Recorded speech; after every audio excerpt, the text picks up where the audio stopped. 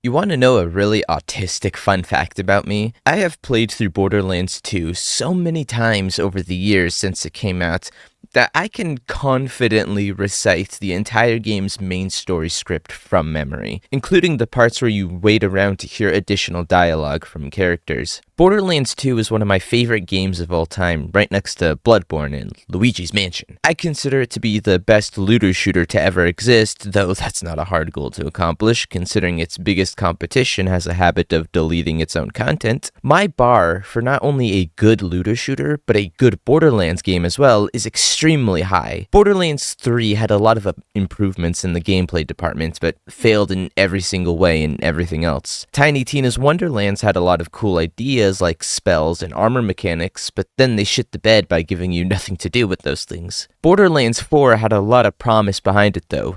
We were told they backed off on the toilet humor, made legendaries hold more weight, and a load of other things that Borderlands 3 did wrong. Now, I've played through Borderlands 4, only once though as Vex, and I have experienced its endgame and side content, but not all of it. It is a good game. This is not a video ranting about how Borderlands 4 is a bad live service quadruple A slopfest, because it's not. It's actually a very good game, better than Borderlands 3 by miles. I would even rank it higher than the first Borderlands, but for me personally, it's not good enough. Still, 13 years later, I still believe that Borderlands 2 is the single best looter shooter and Borderlands game to this day. And if you disagree with me, allow me to explain why you are wrong and should die in Minecraft. Now, I'm not going to rant about how bad Borderlands 4 is, because it's not, and to show good faith, I'll tell you why it's a good Borderlands game. An immediate thing I noticed when I started the game was how distinct the character intros were. In Borderlands 3, every character intro had the same boring-ass font for every single one, and it really took the charm out of the intros. Before, every character had a unique background and design for their name, and all of that was stripped away in 3, so it made me instantly jump for joy when I saw how unique the Vault Hunter's intros were. The sliding and mantling mechanics introduced in Borderlands 3 were an amazing addition that helped evolve the Borderlands formula and make it a lot more modern. Borderlands 4 further expands on that with things like double jumping, gliding, and dashing, which you can also do mid-air, just don't do it when you're near a ledge. While I don't know if I would call it an evolution, the open world aspect of Borderlands 4 is definitely an interesting decision. There are a lot of map markers, some of which lead to cool activities, and others are these things. I did one and decided that I'm never doing them again. Farming bosses is made easier by Moxxi's Encore, making it so you no longer need to reload the game every time you want to kill a boss.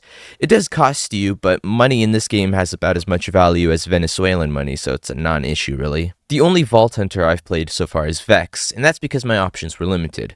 Harlow and the other guy committed the cardinal sin of having the shaved sides haircut, so they were a no-go, and Rafa is a Mexican, so that wasn't an option either. While Vex is cool, it does seem like they are running out of ideas for action skills. Eldritch Blast is one of Amara's skills from 3, Spectre and Reaper are Zane's clones without the ability to swap places, and Trouble is fucking useless. I do love Vex's character, but I just can't get over those pants, man. God, look at the asymmetry. The new characters introduced in this game aren't nearly as bad as 3's characters. I'm struggling to think of one original character from 3 I liked. Hell, I'm trying to think of one returning character from 3 I liked. Butcher Rose. She was pretty fucking cool. Rush is dog shit, so we're skipping him. Zadra is neat, but she's really just Tannis without the Asperger's, and also mortal, which is kinda cool. I'm struggling to remember anything interesting about Defiant Calder other than being a midget. Sorry, a tink, because that's somehow less offensive than midget. I'm pretty sure if I walked up to a dwarf in real life and called him a tink, he would headbutt my kneecaps. Ooh, I like Levane. She's very cool. Her and Vex are the coolest characters to come out of this game, and it's not even close. Zane has got to be the biggest retard in this game for not only having the shaved side on his head, but also fumbling a baddie as fine as Levane. If I was Zane, I would have just killed myself, to be honest. I don't have his strength to keep going after that. I'm not gonna lie, Moxxi hasn't been interesting since the pre-sequel, but who needs her anymore when we got Levane? In my opinion, they've been making Moxxi progressively less hot with each entry, so I'm swapping teams to Team Levane. The Timekeeper isn't the Calypso twins. That's all I gotta say about that. Callus was the best villain in this game because she was the only one who actually did anything, and her second boss battle on Elpis, whoops, spoilers, was pretty damn peak. Oh! That's another thing I forgot to mention. Boss battles in Borderlands are actually fun again. The biggest sin Borderlands ever committed was giving bosses invincibility stages in both 3 and Wonderlands, as it made farming them the biggest fucking headache in the world. That's why the Ruiner was the best boss fight in 3, because it was both absolutely hype, but also I could kill it as fast as I wanted to. There are technically 2 bosses that go invincible, but it's tied to a gimmick that you can shut down quickly if you're fast enough. Alright, and that is everything I loved about Borderlands 4.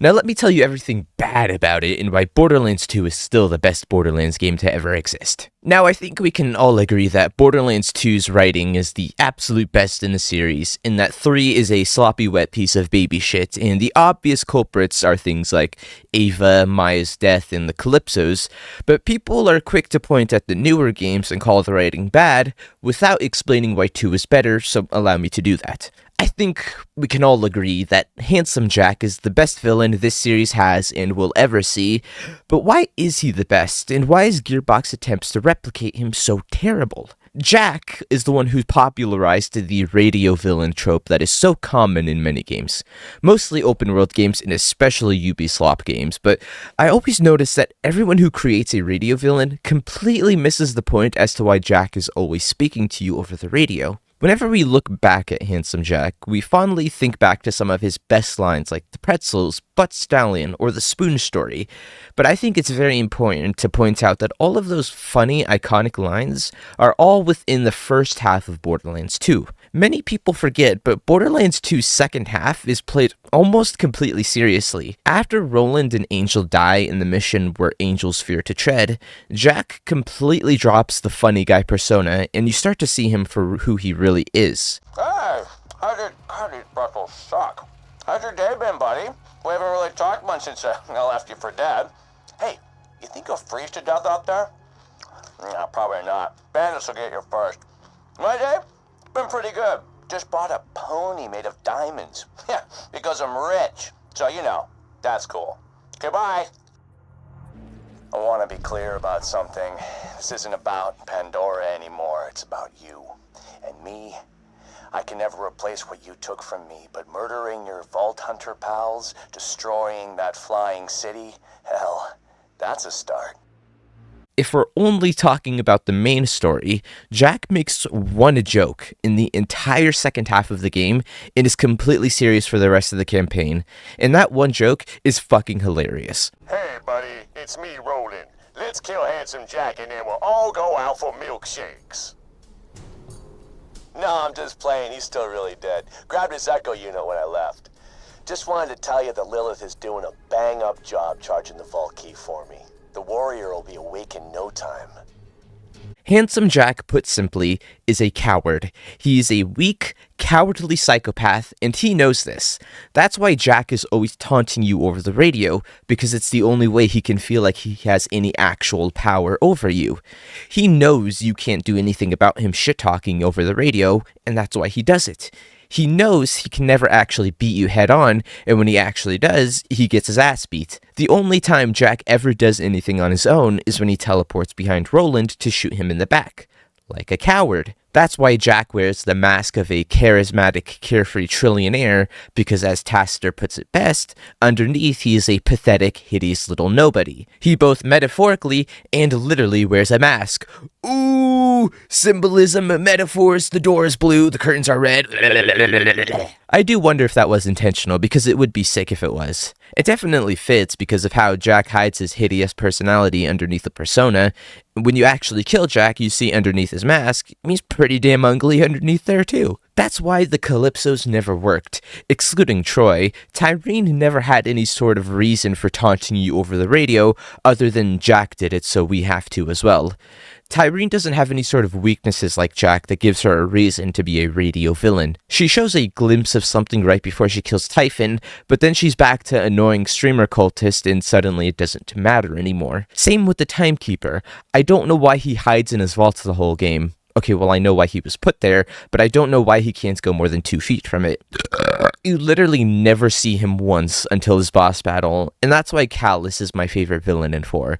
She actually comes to Carcadia to kill Sophie. You see her actual strength in action instead of being told about it. She's also actively hunting you while you're on Elpis instead of waiting for you to come to her. Soul sucks ass because he talks like a Borderlands 3 character and also fat, and I hate fat people. What's his nuts in the Terminus range was cool, but once again, you never see him until you fight him, and it makes it harder to actually care about your villain that way. Then there's RJ, who's honestly just kinda wasted potential. He shows up twice to kill you, and the first one is a cutscene where you don't do anything, and the second is the actual final boss where he doesn't do anything either than just die. His whole thing is hating Lilith, and he hates you for siding with her, but I don't think we ever get told why he hates Lilith, and also we never even see the two interact.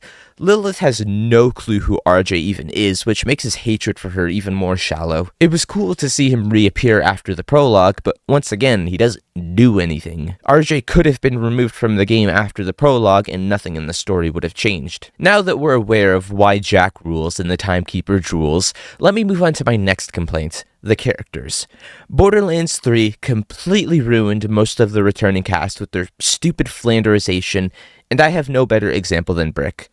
Brick has just become some lovable airhead who likes punching things, but that couldn't be further from his actual character. He talks like a Call of Duty protagonist now, with his deep and grungy voice that sounds like he has gravel in it at all time. But in 2, he's fully capable of speaking like a regular dude. Also, Gearbox conveniently forgot this important tidbit about Brick, but the dude is a complete psychopath. Now, he used to be a part of the Crimson Raiders until his methods got too brutal. I didn't think ripping Hyperion officials limb from limb in front of their loved ones was an effective way to get intel. He disagreed. We bury Roland. We saved this planet. And we killed Jet. His associates, his friends, his family, everyone he's ever met. We skin them with their own goddamn teeth. I hear that after Brick escaped our custody, he tracked down the guy who betrayed New Haven to Hyperion. Somebody named Shep Sanders. Brick gouged his eyes out with his thumbs and cracked his skull open like an egg, all while poor Shep screamed for mercy. Her friend Roland kicked him out of Sanctuary after that. You Vault Hunters think you're different from bandits, but you're not. What does this have to do with Borderlands 4? Well, mainly the Flanderized aspect. Rush sucks. I hate him. His only character trait is a Drim bro who loves protein bars, and he's completely shallow beyond that. This has become a common theme in modern Borderlands games, and I fucking hate it. Everyone just has one thing about them, and they can't have any other character trait beyond that. Mordecai has just become more Mexican over time, which is the worst thing you could have done to him. Lilith is just stoic at all times now. Remember when Lilith was fun? This iridium stuff is the tits. If you get killed, I'm gonna be really pissed. Noted. If you live, I'm tearing those clothes right off your body. How you doing? Lilith, what the hell? I told you not to come! Yeah, and I didn't listen. Hey, look, bad guys. Moxie talks in a seductive manner but rarely makes any innuendos, and when they do, they have to explain it that it's about sex, otherwise you won't get it. Amara got the Brick treatment, and everyone just treats Zane like an idiot. Because they made him an idiot, for no reason. But that's all I have for the characters, so I want to move on to the guns. Gunplay in 4 is the best in the series, no competition. But the guns themselves leave a lot to be desired. Firstly, Dahl, Hyperion, and Atlas are completely gone from the game in favor of 2 new manufacturers, Order and Daedalus, and one of them is neat. Daedalus essentially replaces Dahl as their special gimmick allows you to switch the ammo type of the gun you're using, and it does affect the damage, and I think rate of fire, but I could be wrong about that. Really though, I never found a use for this. Whatever ammo type I was using was already good enough. I never found myself in need to change ammo types, so it was really a nothing gimmick. And I was surprised that Dahl didn't appear in this game. Considering Elpis just crashed into their atmosphere, you'd think Dahl weapons would quite literally be falling from the sky. Order is hot fucking garbage, and I can count on one hand the amount of times I used them. Remember how in Borderlands 3 how Maliwan weapons had to charge up before you could use them, and everyone everyone collectively hated it? Well, they did kinda listen to that feedback. Maliwan weapons no longer need to be charged before you can fire them, which is a good thing in my book. However, it seems Gearbox really doesn't want to let it go, so they kept charging weapons but put them into the Ripper weapons, which are this game's bandit manufacturer, and Order weapons, and both suck ass. With Ripper, it works like 3's Maliwan guns and has a slight charge up before you can fire. With Order though, you can tap fire, but if you want to fire more shots, you have to charge up the weapon completely in order to let out burst fires, and they fucking suck. You want to know the beauty of Borderlands 2? With the exception of some gimmick weapons that no one uses, every gun follows a two-step process that is simple and beautiful. The process goes like this. Step 1, shoot enemy. Step 2, enemy dies. A great and consistent formula that 4 just can't help but trample all over. Honest question. Is there anyone on planet Earth that uses toric sticky projectiles? It should be as simple as shoot enemy die. Adding a step in between that just ruins the whole thing. I don't need a middleman. I need the enemy to die. Same with Ripper and Order. I don't want charge gun, shoot enemy die. It should be as simple as 1 and then 2. There's a new mechanic with the guns in Borderlands 4 where guns can actually have parts from different manufacturers that give that manufacturer's gimmick. You can have things like Jacob Ricochet on Maliwan, Hyperion shields on Vladoff, Ripper charges on Order, which is the only way Order weapons can be slightly usable. Much like Borderlands 2's part system, where there needs to be some restriction to this and not allow certain parts on certain guns. Similar to how you can't get a Vladoff pistol barrel on a Jacob's pistol in Borderlands 2, you should not be able to get the COV part on TDR guns in Borderlands 4. It makes using TDR reloads near impossible, and God forbid the weapon takes a long time to heat up, because then you'll never throw the gun, making their whole gimmick completely pointless. That's not the only sin these guns have committed though. Their designs also have room for criticism.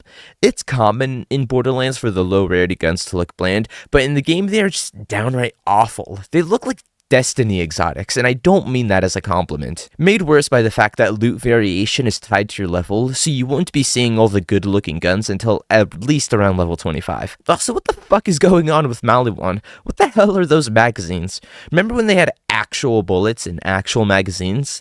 This Destiny energy pack nonsense needs to stop because it looks terrible. While we're on the topic of Destiny, let's move on to my biggest complaint about Borderlands 4, and is the reason I decided I needed to make this video. The endgame. Borderlands 3's endgame was pretty decent. They had proving grounds, takedowns, guardian ranks, boss farming, and a lot of good stuff. Borderlands 4 takes all of that and yeets it out the window. Now we have wildcard missions and world events. When I finished the main story and saw what I had to look forward to, I instantly closed the game and hopped onto Borderlands 2. I'm not doing Nightfalls, cunt. You can't make me. I don't want to do them. This game's campaign is not nearly good enough to justify this. My first wildcard mission was the one after Sophie's death, where you have to run around Carcadia to turn the water and power back on. There was more after it, but I'm not doing that shit every week. And the worst part is, I can't skip it. You not only get guaranteed legendaries every week from it, but you also have to do it in order to increase your ultimate Vault Hunter rank, so I'm being railroaded into doing endgame content that I think sucks ass. And in case you thought that Destiny shit was bad, now we got fucking Maurice of the Nine that you need to hunt for every week in the open world to get legendaries, and that instantly turned me off. The last bit of endgame content to talk about is specialization, and I don't like that either. It's this game's version of badass ranks or guardian ranks, but worse. Unlike those two, specialization is not tied to your account, so you have to grind it to max for each individual character, and yeah, I ain't doing that. The only other thing to speak of is side missions, and fuck, I hate those too. Borderlands 3 did the same thing, and it pissed me off so much. A majority of the side missions in this game are completely tied to faceless nobodies who have no role to play in Borderlands the moment their quest is done. In Borderlands 2, and fuck it, we'll throw in the pre-sequel as well, almost every side quest was given or involved an NPC you knew and loved. Would the name game have been as funny if it wasn't Hammerlock who was part of that mission? Would blowing shit up in Opportunity have been as fun if Claptrap and Moxie weren't helping you do it? These missions were great because they further expanded upon the characters we came to like in the main story and gave even more characterization to them. Hell, most of the Borderlands lore that's become important in the modern story came from one-off lines inside missions. Things like the 6 Sirens or 6 Galaxies were random throwaway throwaway lines from Jack and Lilith in side quests, and now they are an important part of the Borderlands lore. You just don't get that in 4 because every side quest is about somebody who isn't even important enough to get a character portrait. If I was given a gun with 2 bullets and trapped in a room with Hitler, Stalin, and Penelope Streams, I would shoot Penelope twice. I don't give a shit about her. She's annoying and stupid and dumb and has an ugly ass haircut. I don't want to speak to her anymore. She has like 4 side missions. I don't want to do them. Thankfully, the game makes a distinction between side missions and faction missions. Faction missions are just like side quests, except they actually involve the characters we know and kinda love. Just one problem though. There's 3 of these, 1 for each region. The rest is Penelope Streams and the Froyo serial killer I don't care about. Zane, Amara, Moxie, Lilith, they don't give you anything to do, which is a shame because Amara makes my pee-pee go long mode, yet she just leaves after the story is done. Also, why are Mose and Flack not in this game? Flack, I don't give a shit about, but Mose was a surprise. I wasn't expecting to like her as much as I did. I want to see more of her. I bet you they're saving those 2 for the DLC, but I don't get why Zane was here but not Mose. Amara makes sense because she's a siren, but Zane ain't doing anything special. I have a few special mentions for things I don't like in Borderlands 4, so let me go through those real quick, then we can call it a day. Borderlands 4 returned to the first game's vision and added a compass instead of a minimap, and what do you know, I hate it. If it ain't broke, don't fix it, and this compass is broke as hell. Sometimes shit just doesn't appear on the compass, and it makes it hard to find objectives that you need to search for in an area. There is a blue circle in-game to help with that, if only it wasn't the lightest shade of blue possible so I can actually see it. Also, the navigation line you can summon works only half the time, so I still need to end up looking at my map anyway to figure out where the hell I'm supposed to be going. At this point, just patch in a mini-map because there is a reason Borderlands 1 added one in the Game of the Year edition. Do you, remember Mayhem mode in Borderlands 3? And they had modifiers which were so abysmally terrible. They added Mayhem 11 so you could get good gear without having to deal with the bullshit modifiers. What if, they removed Mayhem mode but kept the modifiers as permanent things in game and you could never turn them off? Doesn't that sound fun? That sounds fun, right? This pretty much kills the whole gameplay loop for me. I am so fucking sick of getting yanked around by black holes or shooting invincibility orbs just to kill a fucking bug. What the hell are these things appearing out of thin air? What are they? It's so obnoxious, and it's even more frustrating that I can't turn these off. If you want to create a bonus mode with modifiers, that's fine. Add them to the Gordello if you want, but for the love of God, don't add them. It's the base gameplay loop. Have you ever considered why they never existed in the 3 Borderlands games prior to Borderlands 3? It's because they are a fucking stupid idea and nobody likes them. Finally, this game still isn't funny. Did anyone laugh when Claptrap made a reference to crypto farms? I thought Borderlands 3 taught us not to make topical references. I bet you everything that Gearbox has their head in their hands, feeling absolute shame over the Elon Musk gun they made in Borderlands 3. There's a reason Borderlands 2 never made topical references like that. When they did reference things of its time, it was things related to it, like other games or media, like Dark Souls or Minecraft. They said they toned down the toilet humor, and they did, but it's still prevalent, and they treat any sort of sex joke like Mr. Torg in the Campaign of Carnage. Big deal! I can use innuendo too! Tonight's fight is between Flyboy and the Vault Hunter! Blowjobs! Claptrap is the worst he's ever been. Here's the thing they don't get about him. Claptrap of old is funny because he's trying to be annoying. Vamonos, minion! Arriba, arriba! Just follow the soothing sound of my voice! They say Jack's drilling operations are causing those earthquakes. That, or your mom just got out of bed. Zing! Oof! Modern Claptrap is annoying because they're trying too hard to make him be funny. Also, I think the downgrade in voice acting has made these games less funny. Claptrap's new VA isn't as good as Edding's, and the one that pissed me off the most was the Atlas soldier in 3.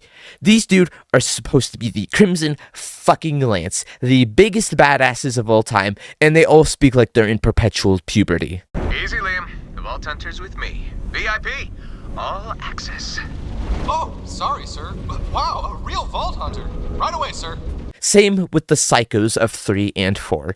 In 2, they sounded evil and gross, like the type of way a dude who eats babies sound. Now they all sound like those 3 bandit dudes from Final Fantasy VII. Alright, I think I've gotten every major complaint off my chest. Borderlands is a series I hold close to my heart, but the last 3 games have made it super hard to enjoy. They all do things that are really cool, but each cool thing they do, 10 more annoying things ruin the experience. Borderlands 4 wasn't a bad game to play through, but looking back at all the shit I needed to do to reach the end of the game, I really don't want to do that 3 more times for the rest of the characters, especially getting all the SDU upgrades. I would rather put a toothpick under my toenail and kick a wall. I think 1 playthrough is enough for me, to be honest.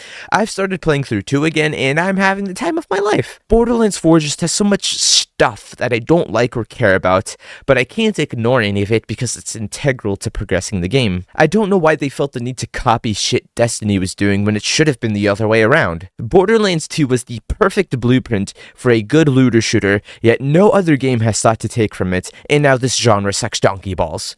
Still, after 13 years, no looter shooter has been nearly as good as Borderlands 2, even games in its own series, and after seeing Borderlands 4, I don't think any game is ever gonna dethrone it. Borderlands 2 walked, so every game that came out after it could fall flat on its face. That's all I have for today. If you agree with the things I've said today, then you should like the video and subscribe. And if you disagree with me, feel free to call me a slur or something, I don't know. Okay, bye!